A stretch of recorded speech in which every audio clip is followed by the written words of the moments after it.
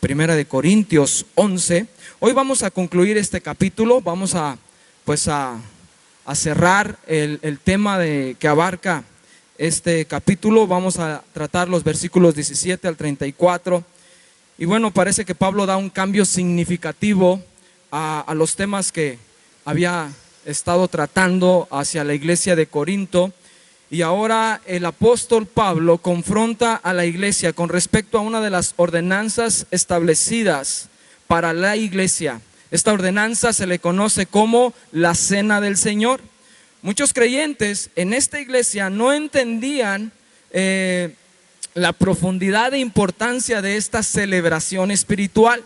Y bueno, hoy queremos hablar del peso de esta celebración, queremos hablar de su significado real, creemos que nosotros como iglesia somos llamados a recordar su obra en la cruz hasta que Él regrese.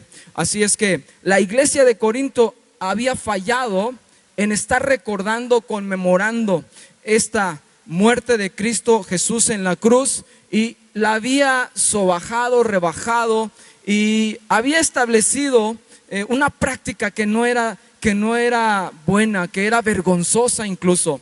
Así es que sin más ni más vamos a entrar al verso 17, pero antes quiero que me ayudes a orar. Señor, te doy gracias por tu iglesia que tú compraste con tu sangre.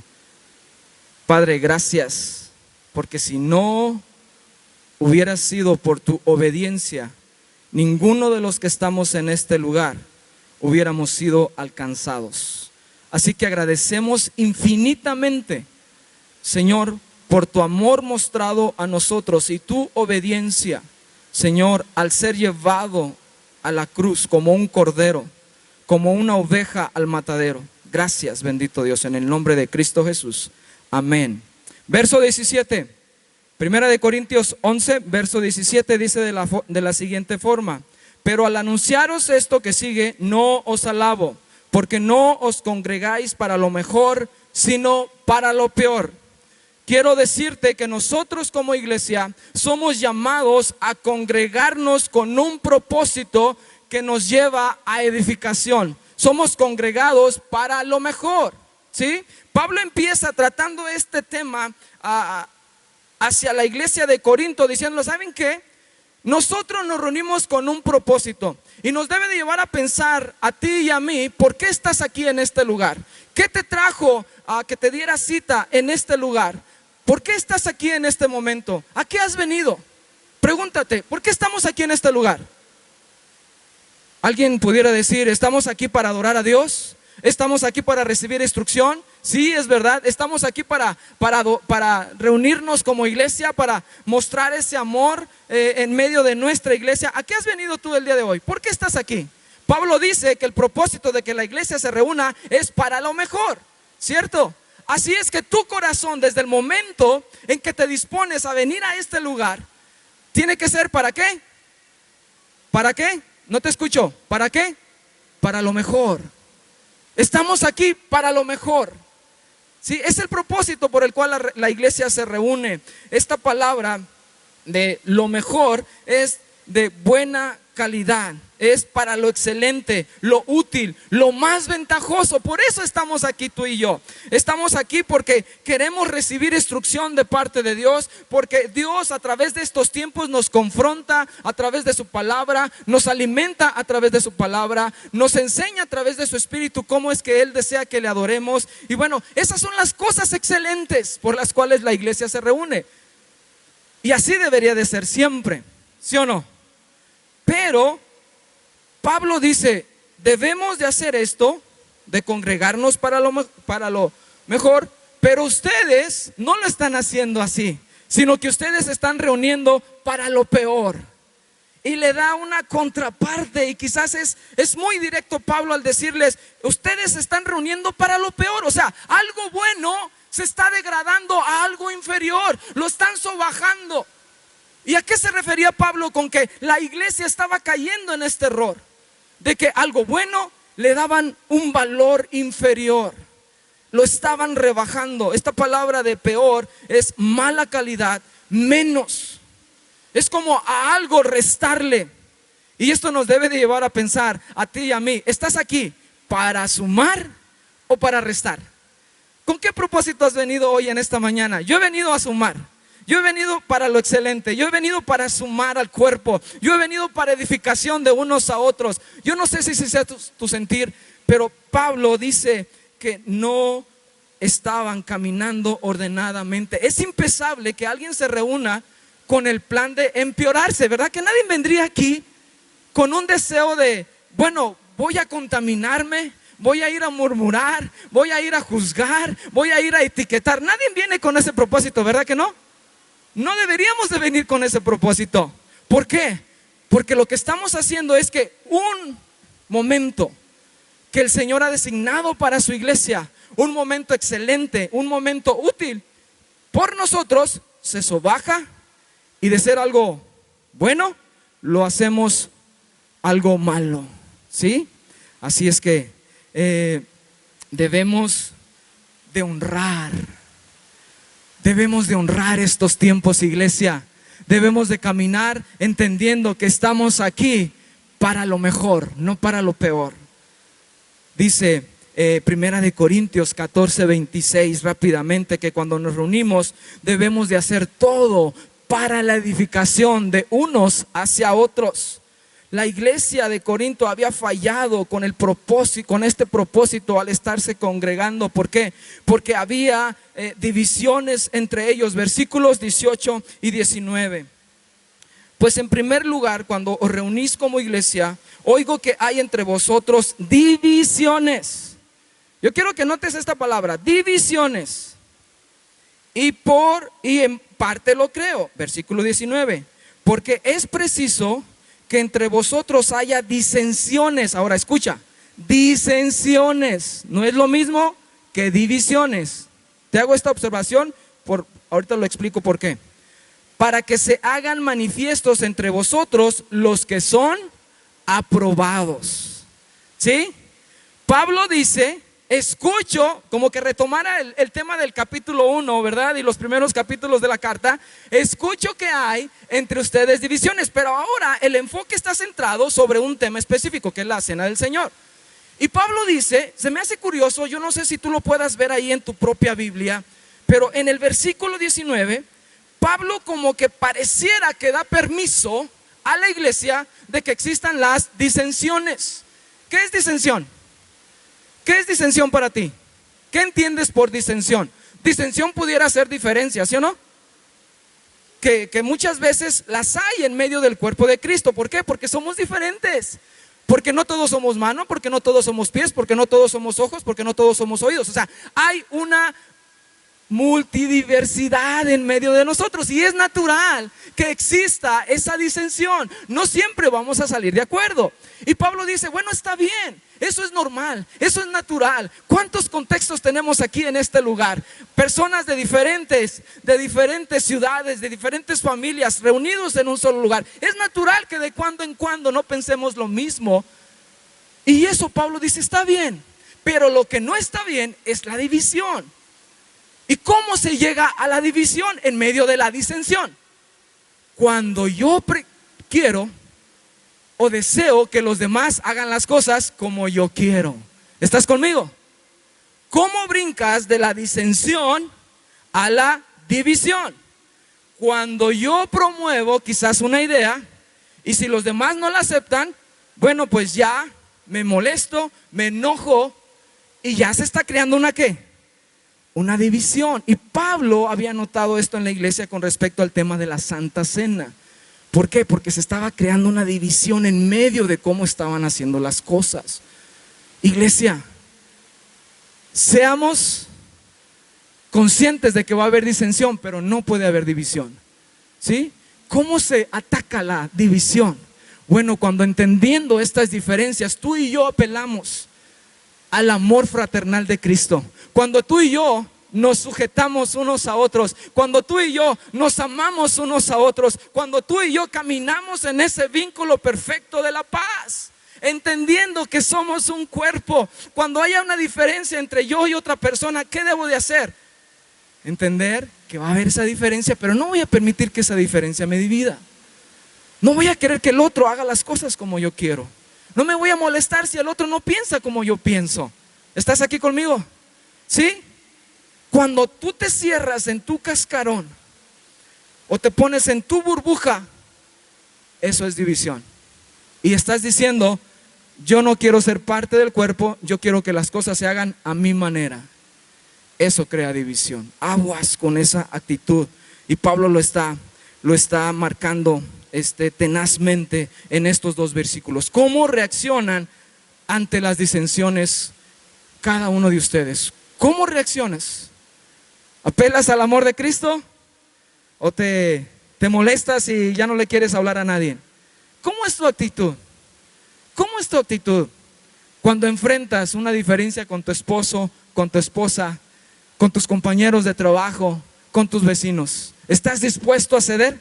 ¿Estás dispuesto a dialogar? ¿Estás dispuesto a decir, mira, mi punto de vista es este, pero está bien? Vamos encontrando el equilibrio, vamos poniéndonos de acuerdo, vamos caminando juntos, vamos hacia adelante. Es lo que Pablo nos promueve y nos invita a que caminemos. Dice el versículo 10 del capítulo 1 de esta primera carta también: os ruego pues, hermanos, por el nombre de nuestro Señor Jesucristo, que habléis todos una misma cosa y que no haya entre vosotros divisiones, sino que estéis perfectamente unidos en una misma mente y en un mismo parecer.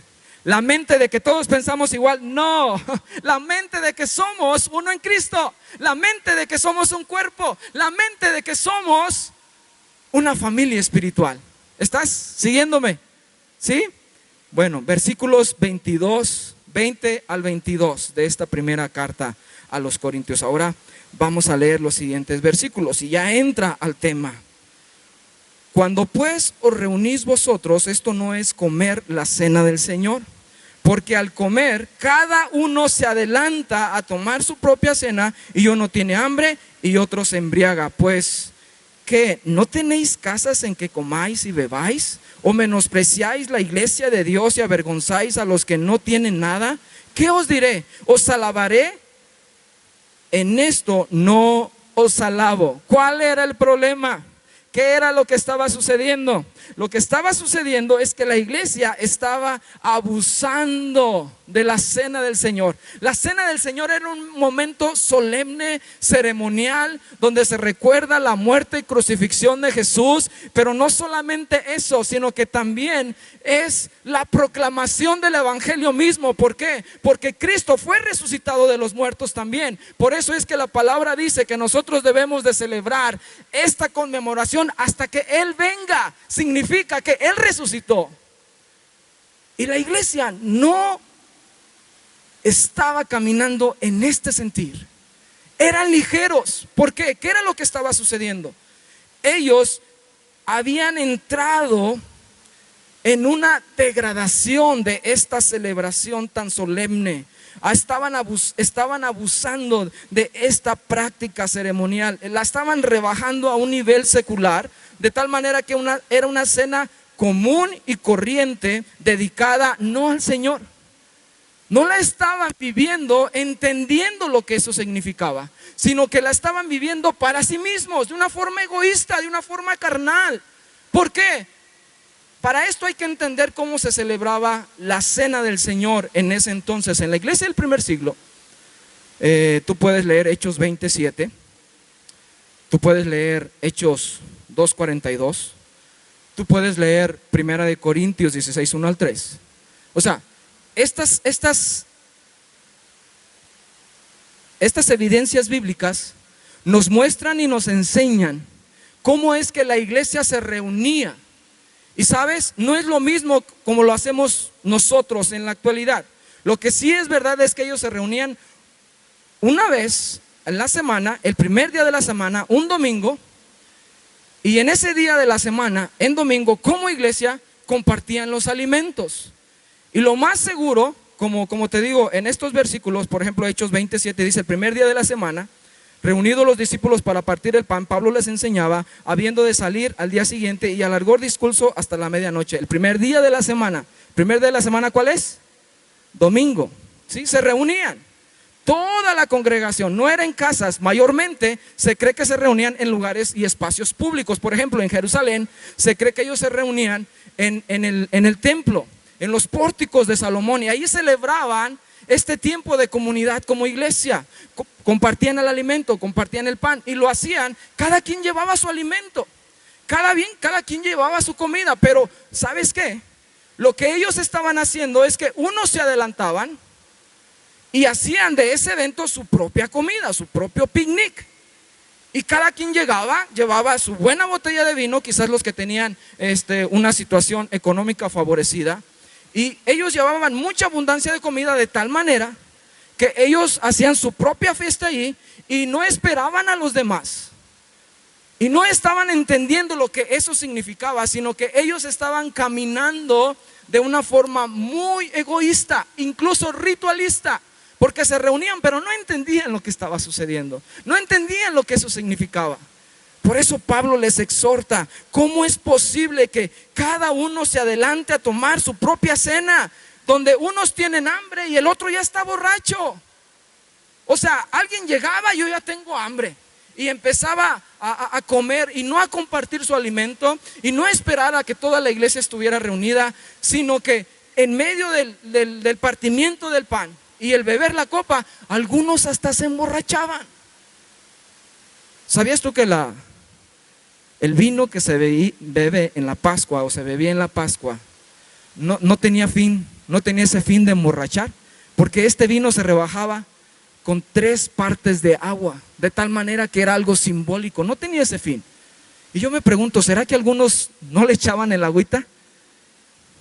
¿Será que algunos decían como que tiene más efecto la sangre de Cristo? No, yo no le voy a echar 3 porciones a una, yo le voy a echar 2 a una, o una a una. Muchos hacían eso. Por eso Pablo les exhorta. Esto era causa de menosprecio y vergüenza hacia la iglesia, porque su propósito y proceder eran egoístas. Solo pensaban en satisfacer su hambre y sed física, al grado que hasta se embriagaban. Cuidémonos de no degradar la cena del Señor de esta forma. Dice más adelante en Primera de Corintios capítulo 11 versículo 33 y 34: así que, hermanos míos, cuando os reunís a comer, esperaos unos a otros. Si alguno tuviere hambre, coma, ¿en dónde? En su casa. O sea, si tú llegas a ese lugar y traes mucha hambre y crees que no lo vas a poder resistir, pues come en casa, para que puedas participar de la cena del Señor de una manera correcta, ¿sí? Y bueno, vamos a los versículos 23 al 26. Vamos a leer los versículos del capítulo 11, 23 al 26. Y ahora Pablo, en medio de esta amonestación y este contexto, les dice lo que él ha recibido de parte del Señor. Si tú lees los 4 evangelios, especialmente los sinópticos, que es Mateo, Marcos y Lucas, te vas a dar cuenta que estos evangelios relatan tal cual como Jesús instituyó la cena del Señor. Pero Pablo dice: yo recibí del Señor también la forma correcta, y es totalmente similar a la que encuentras en estos evangelios. Y Pablo explica lo que es la cena del Señor en estos siguientes versículos. Pero es cuando fue instituida la cena del Señor. ¿Cuándo fue instituida esta cena? ¿Cuándo fue instituida esta cena? En una celebración muy especial y muy importante para la nación judía. ¿Cuál era? La celebración de la ¿qué? De la Pascua, ¿sí? En esa misma noche, y tiene un peso. Vamos a ver 4 aspectos o significados que tiene esta cena para tu vida y para mi vida. Y yo te pido que cada vez que nosotros participamos de esta cena del Señor, que lo vamos a hacer al final de este servicio, queremos cerrar con ese tiempo especial, donde al participar de la cena podamos discernir y entender y comprender su significado.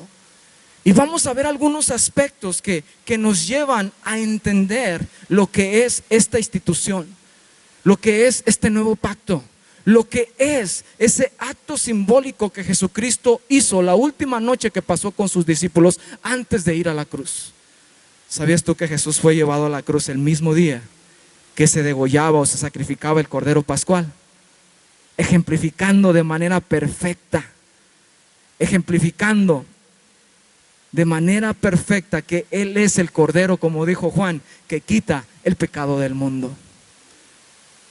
¿Sabías tú que cada elemento habla de la persona de Jesucristo? Y con elementos me refiero al pan sin levadura.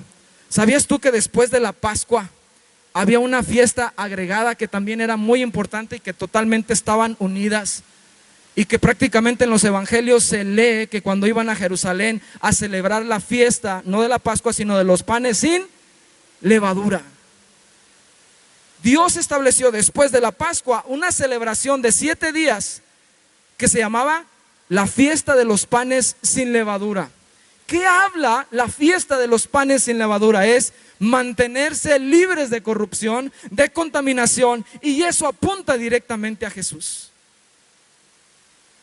Tú y yo somos llamados a no ser leudados con la masa con la levadura de este mundo. Somos llamados a mantenernos sin contaminación, así como Cristo.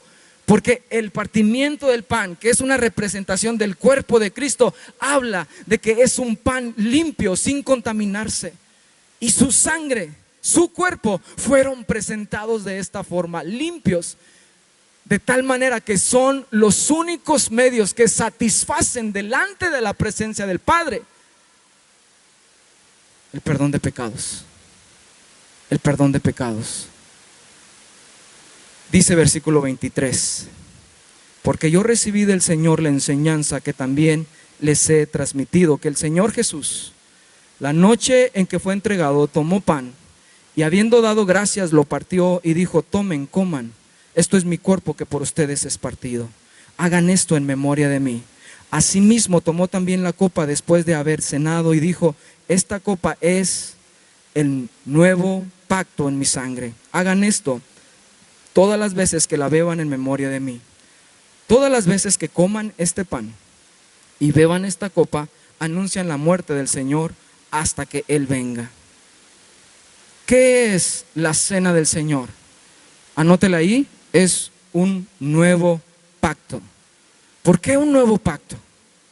¿Por qué un nuevo pacto? Dice el versículo 25 nuevamente: asimismo tomó también la copa después de haber cenado y dijo: esta copa es el nuevo pacto en mi sangre, hagan esto todas las veces que la beban en memoria de mí. Nuevo pacto es debido a la razón de que anteriormente la nación era enseñada o fue llevada bajo la sombra del ritual del templo, de los sacrificios, de que la única manera de poder presentarse delante de Dios era a través de un sacrificio de un cordero o un macho cabrío de 1 año, y que una vez al año todo el pueblo tenía que presentarse delante del sacerdote con su propio sacrificio, de tal manera que cada uno fuera llevado a ser confrontado con su pecado, ser confrontado con su maldad, pero bajo el sacrificio de ese cordero, bajo el derramamiento de esa sangre, encontraban perdón, encontraban justificación delante de Dios. Pero algo importante, eso lo tenían que hacer cada año. Y en este nuevo pacto que habla del derramamiento de la sangre de Cristo, es que se ofrece una vez y para siempre un solo sacrificio. Jesús derramó su sangre una sola vez y para siempre. Ese es el nuevo pacto. Textualmente, déjame leerte lo que dice el libro de Hebreos capítulo 9. Vamos rápidamente a Hebreos. Lo explica tomando la figura de lo que era el ritual del templo y lo que ahora la sangre de Cristo consigue. Yo sé que esto es contexto del Antiguo Testamento, pero es importante que tú y yo entendamos y apliquemos la sangre de Cristo en nuestras vidas, sabiendo lo que ha logrado.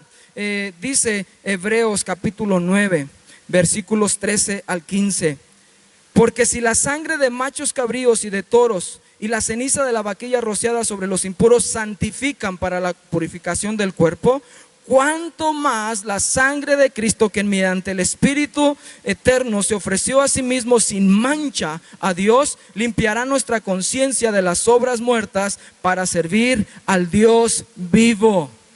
La sangre de Cristo nos limpia nuestras conciencias. Esa es la gran diferencia. También más adelante, aquí mismo en el libro de Hebreos capítulo 10, versículo 16, dice lo siguiente.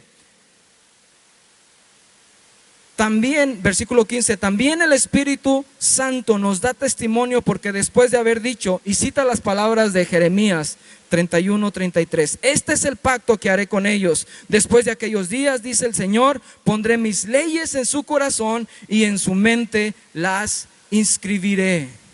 ¿Qué es este nuevo pacto? Que Dios limpia nuestras conciencias, cambia la inclinación del corazón y que pone sus leyes a través del Espíritu Santo en nosotros. Eso es una gran diferencia, eso es un motivo de gozo. Eso es un motivo de poder glorificar a Dios. En este nuevo pacto entendemos y conocemos ese Dios tan grande, glorioso, poderoso, que nos ha otorgado esta salvación tan grande. A través de su Espíritu Santo, a través del sacrificio de Jesús, ahora podemos caminar vidas que anteriormente el israelita estaba obligado a estar sacrificando continuamente ese cordero, ese macho cabrío, para poder ser acepto delante de Dios. Pero ahora, gracias a este nuevo pacto, gracias a la sangre de Cristo, somos aceptos en el amado. Y no solamente eso, sino que estamos delante de su presencia en una comunión íntima con Él diariamente. Y su Espíritu Santo nos enseña lo que es agradable delante de Él. ¿No es esto grandioso? ¿No es esto formidable? Que el Señor ahora ha puesto su ley en nuestros corazones, y lo que no era posible por la ley, ahora es posible por Cristo. Eso es el nuevo pacto. Por último, déjame leerte 2 de Corintios 3, 5 y 6. Hablando acerca de este nuevo pacto. ¿Qué es lo que la sangre de Cristo ha logrado en favor nuestro? Dice versículos 5 y 6 de 2 de Corintios 3. No que seamos suficientes en nosotros mismos, como para pensar que algo proviene de nosotros, sino que nuestra suficiencia proviene de Dios. Él mismo nos capacitó como ministros del nuevo pacto, no de la letra, sino de ¿qué? ¿Sino de qué, iglesia? Del Espíritu, porque la letra mata, pero el Espíritu vivifica. Nos ha capacitado con este nuevo pacto, donde su Espíritu nos guía y nos enseña y nos revela la persona de Jesucristo. Así es que también la cena del Señor es una proclamación del Evangelio. Verso 26 de 1 de Corintios 11. Regresa a 1 de Corintios 11. El versículo 26 nos enseña también que la cena del Señor es una proclamación del Evangelio en todo su esplendor. Todas las veces que coman este pan y beban esta copa, anuncian la muerte del Señor hasta que Él venga. Es un recordatorio de que nosotros hemos sido salvados. Es un recordatorio de que Cristo viene por su iglesia. Es un recordatorio de que nosotros le pertenecemos a Él. Es un recordatorio de que hemos sido comprados con precio. Es un recordatorio de que le pertenecemos a Él y hemos sido apartados para ser su pueblo, para ser su cuerpo, para ser su iglesia. La cena del Señor está centrada en su muerte, como ese cordero pascual. Ella proclama este sacrificio como el único válido ante Dios para quitar de en medio el pecado tuyo y mío. El partimiento del pan simboliza el quebrantamiento del cuerpo de Cristo. Así es que 2 de Corintios capítulo 5 versículo 21, hablando de aquel que se presentó como ese pan sin fermentar, dice lo siguiente: al que no conoció pecado, por nosotros lo hizo pecado, para que nosotros fuésemos hechos justicia de Dios en él. 1 de Corintios Primera de Pedro 1, 18 y 19 dice que la sangre de Cristo, como la de un cordero sin mancha y sin contaminación, dispuesto por amor a nosotros, destinado desde antes de la fundación del mundo. ¿Qué es la cena del Señor, iglesia?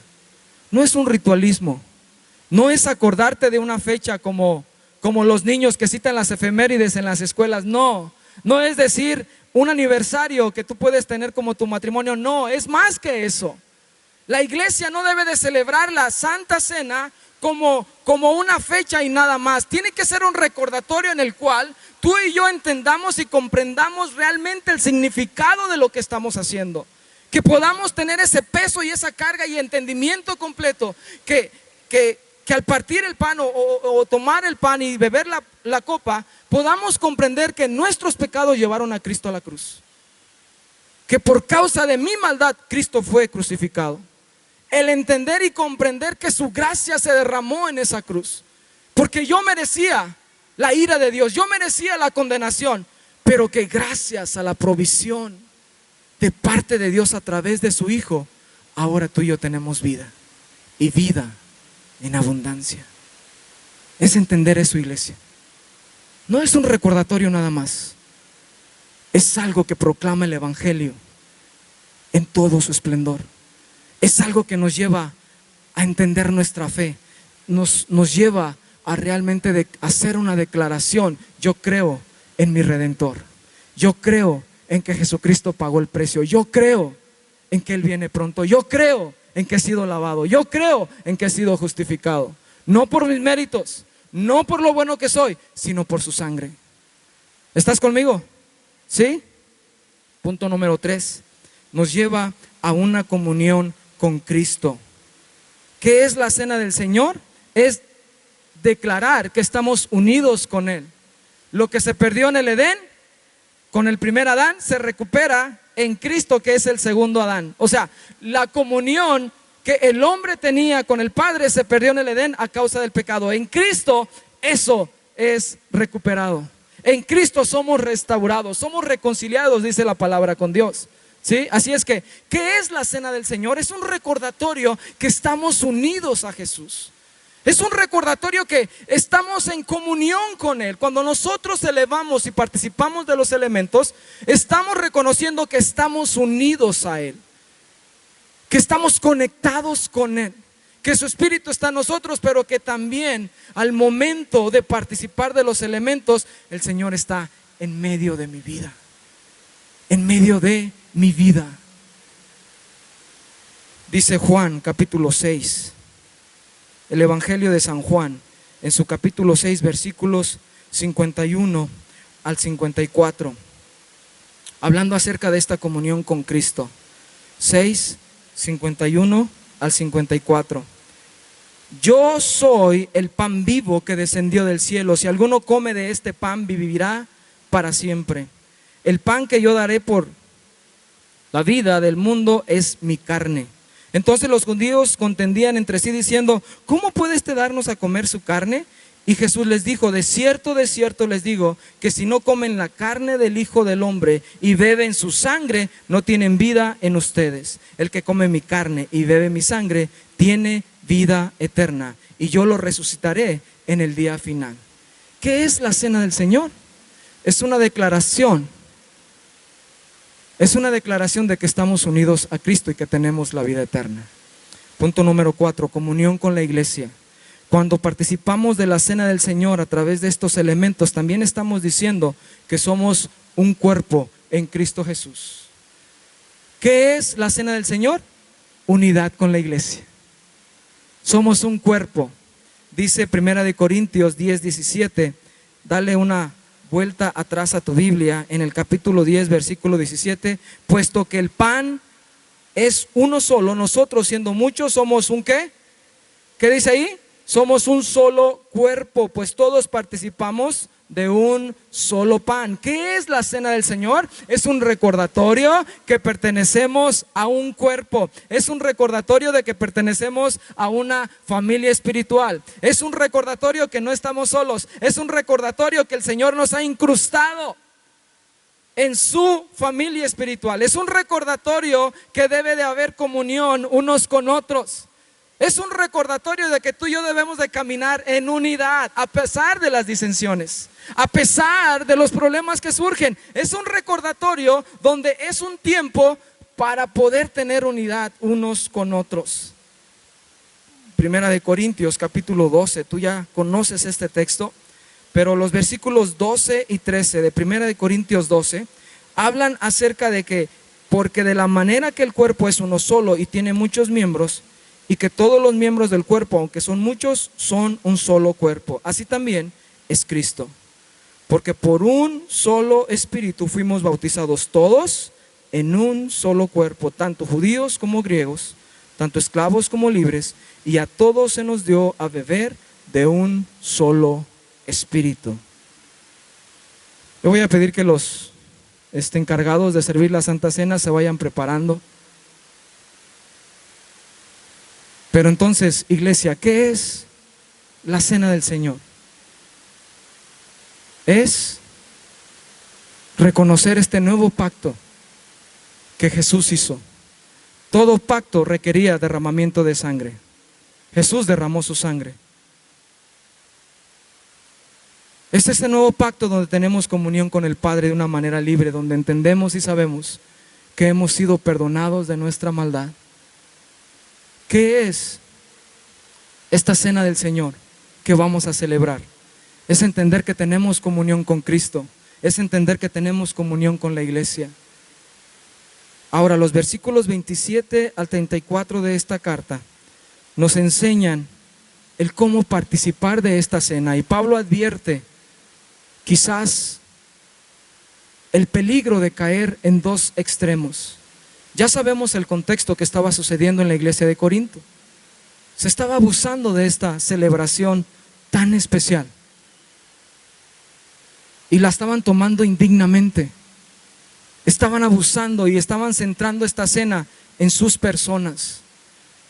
El contexto, como primera aplicación de cuando Pablo se refiere aquí en el versículo 29 del capítulo 11 de Primera a los Corintios, dice: porque el que come y bebe no discerniendo el cuerpo, juicio come y bebe para sí.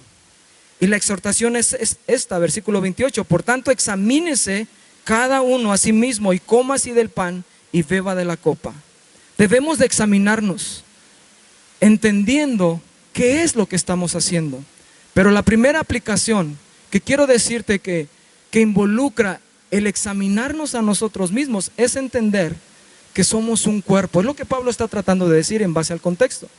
Pero permíteme también llevar esto a la parte personal, a la parte íntima de tu corazón. El tomar la cena del Señor indignamente también nos puede llevar a pensar el hecho de que podemos estar participando de ella cuando hay pecado en nuestras vidas, cuando hay pecado deliberado en nosotros. Dice Pablo en el capítulo anterior que hemos estado leyendo que no podemos participar de la mesa del Señor. ¿Y de la mesa de qué? De los demonios. Ahora, ¿qué me debe de llevar a hacer esto? A decir, no, yo me voy a excluir de la cena del Señor, no puedo participar. ¿O qué hago? Entonces estos son los dos extremos. En la parte donde Pablo les está diciendo examínense, se refiere a que entendamos, discerniendo el cuerpo, lo que esto significa, pero también entendiendo que no haya pecado en nosotros, ¿sí? Y que no nos lleve al legalismo, pero tampoco al libertinaje. Esos son de los dos excesos que debemos de cuidarnos. Si hay pecado en tu corazón, este es el tiempo donde te pongas a cuentas con el Señor. Examina tu corazón. ¿Has estado viviendo o tomando del pan, de la copa, o comiendo el pan de una forma indigna? Cuando permites pecado en tu corazón de una forma deliberada. ¿Cuál es el proceso, el procedimiento que la palabra nos establece para cuando hay pecado en nuestras vidas? Dice la palabra que debemos de ir al altar y presentar ahí de una forma sacrificial nuestro corazón y decirle: Señor, he pecado en contra de ti, límpiame, lávame, sé que tú lo has hecho en la cruz, pero te pido perdón. No es para que tú te abstengas de participar de la cena, pero tampoco participes de una manera libertina, sin entender lo que esto es. ¿Quiénes pueden participar de la cena? Todos aquellos que han tenido un encuentro con Cristo Jesús.